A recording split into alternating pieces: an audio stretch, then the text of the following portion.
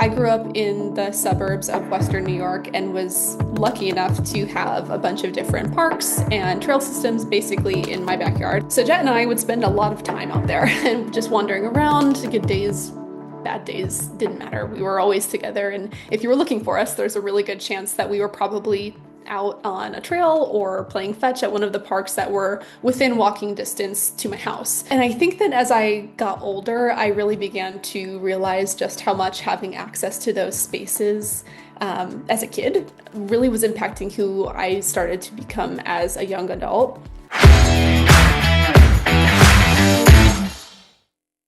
Thank you so much for tuning in to the Are You Happy podcast.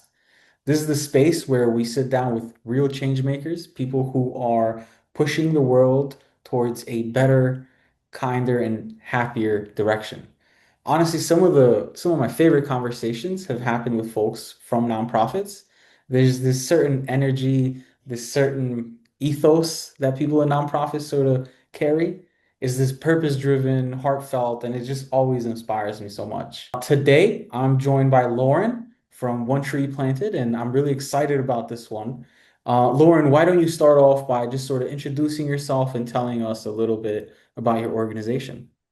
Yeah, absolutely. So my name is Lauren Williams, and I am on our urban forestry team here at One Tree Planted. We've been around since 2014. We are a global reforestation and restoration nonprofit. We serve sort of a really niche role in the industry, sort of between folks who are looking to support reforestation and environmental restoration and the folks who are on the ground implementing the work. It's been such a gift to be here. I've been here for about 2 years now and loved every minute of it. Awesome. So, what moment in your life sparked your passion for reforestation and led you to join One Tree Planted? How did that experience shape your approach to tackling sort of environmental challenges on a global scale? Yeah, so it's kind of funny because my love of trees and of green spaces really started when I was in high school and I got my first dog.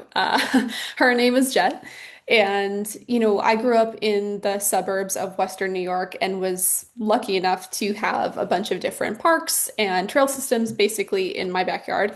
So Jet and I would spend a lot of time out there and just wandering around. Good days, bad days, didn't matter. We were always together. And if you were looking for us, there's a really good chance that we were probably out on a trail or playing fetch at one of the parks that were within walking distance to my house. And I think that as I got older, I really began to realize just how much having access to those spaces as a kid really was impacting who I started to become as a young adult. They were, I think, for me and for I think a lot of people, where I went to clear my head, to walk, to hike, to be with Jet, and just honestly to feel the most like myself. And then when I went to college, I brought that love of nature, of the environment, and of Jet, of course, with me. And I ended up majoring in environmental studies at the SUNY College of Environmental Science and Forestry, which is in Syracuse, New York. I was really interested in sort of understanding the people side of the environment, as I feel like I've always sort of phrased it. Not that I wasn't interested in the more deliberate science elements of it too, but really understanding the dynamics of people within their environment. And that's where I got interested in urban forestry and really got to understand urban forestry, which ended up becoming my minor. Um, it's a really neat area to focus in because you get to see this really clear connection between the environment, between trees and people so clearly in daily life. And it was through the courses that I took and different volunteer or intern opportunities that I had in college, directly within the community in Syracuse, that led me to sort of pause and understand that trees and green spaces, especially in our cities, they don't just make places beautiful, but they are what make people want to go out and enjoy their neighborhoods that they call home. It makes them healthier, cleaner, and safer places to spend their time.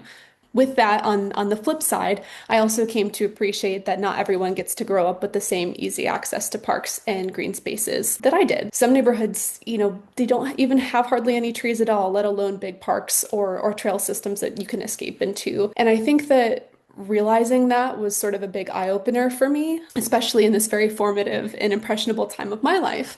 And it made me think about what I wanted to do as a career, and it made me think about how different my life would have been if I hadn't had these spaces, and how much they mattered to who I was becoming, and my sense of place. I think that ultimately that's sort of when it clicked for me that I wanted to find a career that would allow me to contribute towards making green spaces more accessible. Pursuing that within the field of urban forestry has been a really neat way to approach it. Of course, the number of people living in cities is only continuing to increase, and with that comes the increased consequences of things like hyper-concentrated populations and infrastructure. So it's sort of the areas that we need trees in the most. And One Tree Planted has honestly been sort of the perfect fit to pursue that goal for me because since 2014, we've planted over 170 million trees in collaboration with that network of planting implementation partners and in over 80 countries around the globe. So on our urban forestry team, I get the pleasure of helping to source reforestation and environmental restoration projects in cities around the world, planting trees in communities that need tree cover and all the benefits that they provide. It feels pretty special, honestly, to play even a small part in that.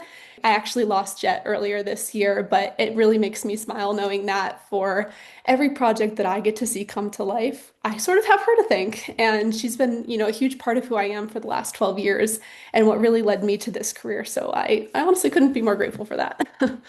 That's amazing. That's such an awesome story. I'm sorry for the loss of Jet. I'm also a dog Well, lover. thank you. And it's really sort of crazy to think. I have never thought of trees shaping who I am, Mother Nature sort of shaping who I am, but I also grew up sort of in a rural area, and I do think about it a lot. Like if I grew up in Manhattan, in New York, I definitely would not be the same guy I am today, and it's because of nature. And I love your story. It's awesome. Now I'm curious. Could you share a story with us of a community or an ecosystem that has been truly transformed by your work? Maybe a project that had some unexpected ripple effects, maybe? Here at One Tree Planted, we do both broad scale reforestation as well as urban forestry. And so, broad scale reforestation, I think it might be a little bit more, night and day for folks to realize, we've got these little plugs or saplings that we plant in a concentrated area. So the transformation over time as they grow might be a little bit more striking. But since I am on the urban forestry team, I do want to focus a little bit more closely on the projects that I, get the pleasure of working with day to day, and speak a little bit closer to those and some of the ecological and community changes that we're starting to see, within our urban forestry portfolio. Because our urban forestry program is a little bit younger, where it's only about 4 years old, we're sort of at the beginning of this longer term story, but I think that's part of what is so neat about being on the team right now,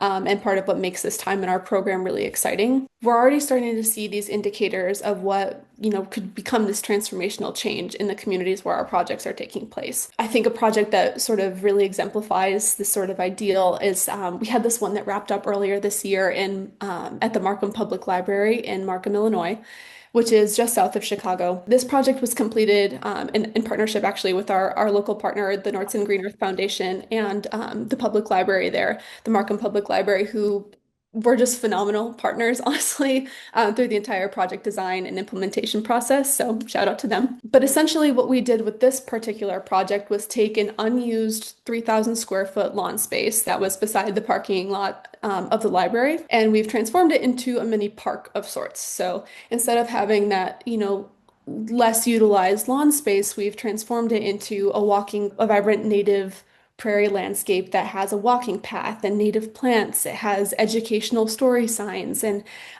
it's really designed to be an area where both residents of the area and library patrons can come together, they can learn, and they can connect with nature. And for this particular project, in addition to just the inherent benefit of increasing the available green features of the area, a really key part of this project has been involving some like biodiversity tracking. So especially with bird species here, before and after the prairie path was installed. So our local restoration partners, they had developed a research protocol for biodiversity tracking in collaboration with local ornithologists and the Field Museum and Audubon Society. The Markham Library has been supporting by providing just sort of on the more community science side of things by providing educational programs and iPads so that folks can come and they can participate directly in that monitoring of biodiversity and bird species at the park. So a project like this is especially meaningful in cities like Markham because I think that it really speaks directly to, the environmental justice challenges and the lived experience of the area. Markham was disproportionately impacted by the American Highways Act, and so essentially the city was built around cars. And today it has a pretty low walkability score, and that's really felt by the community members there. In the community outreach efforts by our local partners, they learned that folks had reported, having a really limited number of areas where they feel it was pleasant or safe to walk and limited access to nature. That's pretty significant, and understanding these gaps and recognizing these gaps is really in exposure to green space and to recreation. It really matters because people living in less walkable areas are, they're more likely to experience things like high blood pressure or low levels of physical activity and greater social isolation. It's really important that we are able to kind of enter these communities and ask them what they need and be able to work towards those goals with them. So I think that's why, for this particular project, turning that unused lawn space at the library into a thriving, biodiverse walking space is so impactful. The library is already a trusted gathering space, so adding the accessible green space there right outside its doors gives the community a safer, more welcoming place to walk, to learn, to spend their time. It's an effort, yes, towards greening, but it's also an effort towards environmental equity and better health and just creating a more enjoyable green future for the people of Markham. That is so awesome. I think America is very unwalkable as in general as a country. And you only realize once you go to actually Europe and you visit some of these countries and you realize, hey, not all sidewalks just end in a highway. That's huge. That's something that we need to be getting on top of ASAP. Now, you guys are obviously you've expanded globally. What has been one of the most unexpected challenges that you have faced, whether it's something logistical, environmental, or even something emotional? And what sort of lessons did that experience teach you and your team? It's a great question. I think that one of the most unexpected realizations that our team has had since we began our work in 2014 has been in really realizing and appreciating just how much education goes into helping folks understand what meaningful restoration really looks like. We started our work at One Tree Planted with a donation model that was, $1 per tree. And this model is really neat because it offers a very clear, approachable way for supporters to see how their contributions translate directly into action. This is something that we absolutely still offer. As we've expanded our programs, beyond that $1 per tree model, it's been a really big shift for One Tree Planted. As we've deepened our work and it's become clearer to us that impact can't just be defined by tree count alone. Different neighborhoods, different community priorities, different environmental pressures call for different approaches from project to project. And sometimes the greatest, the greatest benefits come from not planting necessarily more trees, but planting the right trees in the right places, the right long-term care. I think that shift has sort of pushed us towards a model that's centered on, richer impact narratives like canopy equity and public health and building resilient ecosystems. And I think that this evolution has sort of helped our team and the folks that we work with to really embrace a more holistic view of what we're striving to build. We're going beyond tracking how many trees go into the ground and doing more to understand the lasting ecological and community outcomes that those trees actually make possible. Looking ahead, what's an upcoming initiative or vision that excited you most? How can our community or other organizations get involved to be part of that journey? Ooh, yay. I love this question. Um, yeah, I think that one of the things that I'm really looking forward to is the upcoming release of our priority landscapes and city strategies, which will spotlight different regions and urban areas where reforestation and greening can make sort of the greatest impact. So, we're mapping landscapes in key urban focus areas like schools, parks, green infrastructure, food security, things like that. And there will be a lot of opportunities for communities and organizations to partner with us through local projects and on the ground activations. But I'd say something in a little bit more short term that folks can look forward to and that I'm really excited about is what we call Treecember. So it's one of our favorite times of the year. It's a month-long holiday celebration of everything that nature gives us and everything that we can give back. So throughout December, we invite folks to slow down, to, appreciate the people and the places that matter most and to make the season a little bit greener by supporting reforestation around the world. So, it's a movement where generosity, connection, and environmental action can come together, and anybody can be part of it by donating during the month of December. You would just directly support our mission by supporting us then, in restoring forests, empowering communities, and creating a healthier future and a healthier planet. Amazing. And I know One Tree Planet has built some really strong ties with a lot of organizations and a lot of different communities. What makes a partnership truly impactful for you, and what advice would you give to organizations that want to contribute in a meaningful way to reforestation? Yeah, we have absolutely had just an absolute pleasure and privilege to work with lots of different folks, in our effort to make the world a greener place.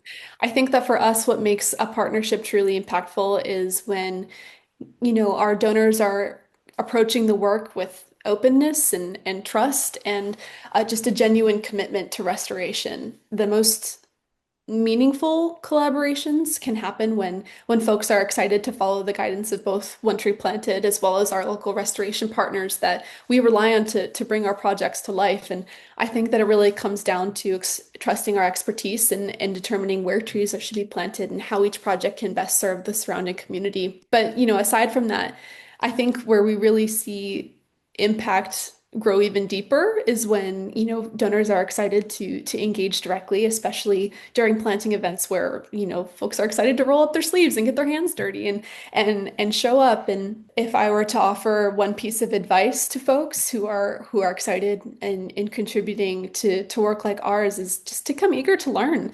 Every community and landscape that we have projects in, they have unique needs, they have unique challenges, and there's unique opportunities for partners to come and to learn. And I think that when folks come curious about the community and they take time to connect with the folks around them, that's really where what it's all about. Is it's about the people, and it's really what makes those partnerships powerful. That's awesome.